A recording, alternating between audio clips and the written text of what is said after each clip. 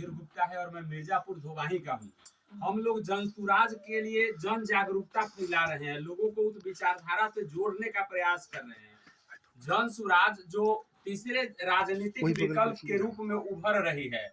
आज से पहले आपने जो शासन काल देखा है, जिस सरकार को देखा है, वो भिन्न भिन्न दलों के लोग रहे हैं, लेकिन बिहार का वह विकास नहीं हो पाया जो होना चाहिए था। बिहार के लोगों की आर्थिक स्थिति में वह सुधार नहीं हो पाया जो होना चाहिए था। यहाँ बिहार जो है सिर्फ मजदूर की फैक्ट्री बन के रह गया। यहाँ से लोग बाहर जाने को मजबूर है ताकि कुछ पैसा कमाए, जिससे हमारे घर का भरण पोषण, बच्चों का परवरिश हो सके।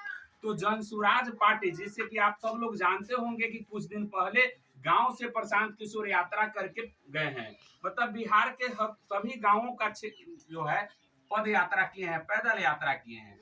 तो जनसुराज पार्टी जो है तीसरे राजनीतिक विकल्प के रूप में है। और आपको बता दे कि जनसुराज जो है वह आपके आर्थिक स्थिति के सुधार के लिए, पलायन को रोकने के लिए, शिक्षा का स्तर बेहतर करने के लिए बहुत प्रयास कर रही है। और जब यह सरकार में आएगी तो 5 चीज जो बता रही है, हर एक लोगों को यह बताना है। जो 5 चीज है वो हम आपको भी बता रहे हैं कि 5 चीजों में पहला है पलायन। जो हर एक परिवार का 2-4 लोग बाहर रहता है, उस परेशानी से लगभग सब लोग झेल रहा है। ऐसा कोई परिवार नहीं है जिसमें का 2 आदमी अपने घर के बाल बच्चा के परवरिश के लिए बाहर नहीं रहता है। बताइए उस जिंदगी का क्या औचित्य है जब परिवार के लोगों से दूर रहना पड़े और छठ दिवाली में आके 4 दिन रह के भेंट करे और फिर चले जाए। इसका कोई मतलब नहीं है। लेकिन जनसुराज जब सरकार में आएगी तो 10 से 15 हजार रुपए का जो जॉब है, जो नौकरी है, उसको आपको स्थानीय स्तर पर मिलेगा। यहाँ वैसे उद्योग धंधे लगाए जाएंगे, वैसी व्यवस्थाएं बनाई जाएगी जिसमें 10 से 15 हजार रुपए की नौकरी आपको उपलब्ध हो सके। पलायन पर रोक लगने के लिए रोजगार के अवसर मिलेंगे। दूसरा, शिक्षा का स्तर। अभी वर्तमान जो शिक्षा का स्तर है आप सभी लोग देख रहे हैं, जाइए खाइए और चले आइए, विशेष कुछ समझ में नहीं आ रहा है। लेकिन जनसुराज जब सत्ता में आएगी तो 1 से 15 साल तक के बच्चों को निःशुल्क और गुणवत्तापूर्ण शिक्षा दी जाएगी। आप अगर चाहेंगे कि हम सरकारी में न भेज के प्राइवेट स्कूल में भेजेंगे तो आप भेजिएगा, उसका पैसा जनसुराज देगी। आपके बच्चे का फीस जो है वो जनसुराज देगी।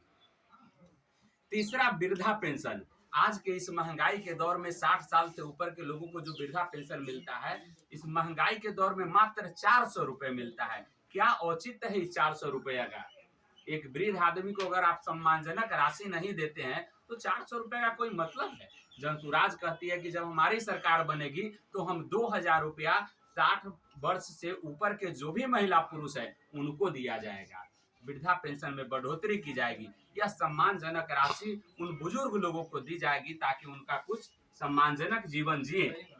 चौथा, हमारी जो घर की महिलाएं हैं, माताएं बहनें हैं, उनका रोज का कार्य यही हो गया है, खाना बनाना, खाना और बच्चों को खिलाना, बात समाप्त हो जाता है। आप जरा सोचिए कि अगर उनको भी 10,000 15,000 रुपए का इनकम का अगर स्रोत मिल जाए तो घर की स्थिति कितनी बेहतर हो जाए। जब 2 लोग कमाने वाले हो जाएंगे तो परिवार की स्थिति जाहिर सी बात है कि बहुत बेहतर हो जाएगा। या वही टेबल पर इसके लिए जनसुराज कहती है कि हम 4% सालाना ब्याज की दर से महिलाओं को रोजगार देंगे। 4% सालाना ब्याज की दर से ऋण उपलब्ध कराया जाएगा महिलाओं को, जिससे उनके आर्थिक स्थिति में सुधार आए। उनको उद्योग जो होता है, छोटा छोटा पापड़ उद्योग होता है, अगरबत्ती बनाने का होता है, इस तरह का काम वो शुरू कर सके। 5 लाख रुपया तक का उनको ऋण उपलब्ध दिया जाएगा सरकारी गारंटी पर। और 5वां है किसान। जो किसान लोग खेती कर रहे हैं, वो लोग आज जो खेती कर रहे हैं वो सिर्फ खाऊ खेती करते हैं। अगर जिसके पास 10 बीघा जमीन है वो 1 बीघा का खेती करता है, 9 बीघा हुंडा बटैया लगा दिया।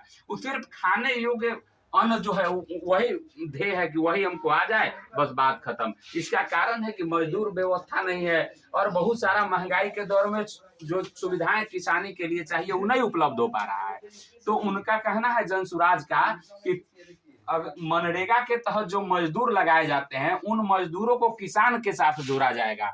किसानों को फ्री में मजदूर उपलब्ध कराए जाएंगे जिससे वो कमाऊ खेती करेंगे। जाहिर सी बात है कि जब मुफ्त में आपको मजदूर मिलेंगे तो व्यापक स्तर पर लोग खेती करेगा, और जब व्यापक स्तर पर खेती करेगा तो आय इनकम का स्रोत बढ़ेगा। तो इन सब चीजों को जब धरातल पर उतारा जाएगा तभी हमारा बिहार बदलेगा। बिहार में व्यवस्था परिवर्तन होगा तभी यह बिहार बदलेगा।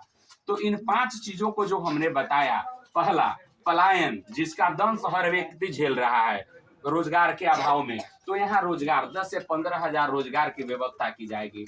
दूसरा शिक्षा का स्तर, 1 से 15 साल तक के बच्चों को फ्री और गुणवत्तापूर्ण शिक्षा दी जाएगी। तीसरा वृद्धा पेंशन जो आज 400 है उसको बढ़ा के 2000 किया जाएगा ताकि बुजुर्ग लोग भी अपने जीवन को सम्मानजनक जीवन जिए। चौथा महिलाओं को ऋण उपलब्ध कराया जाएगा सरकारी गारंटी पर 4% सालाना ब्याज की दर से, ताकि वह भी अपने व्यवसाय उद्योग धंधे छोटे कुटीर उद्योग लगा सके जिससे उनके भी आय में स्थिति आर्थिक स्थिति में सुधार हो।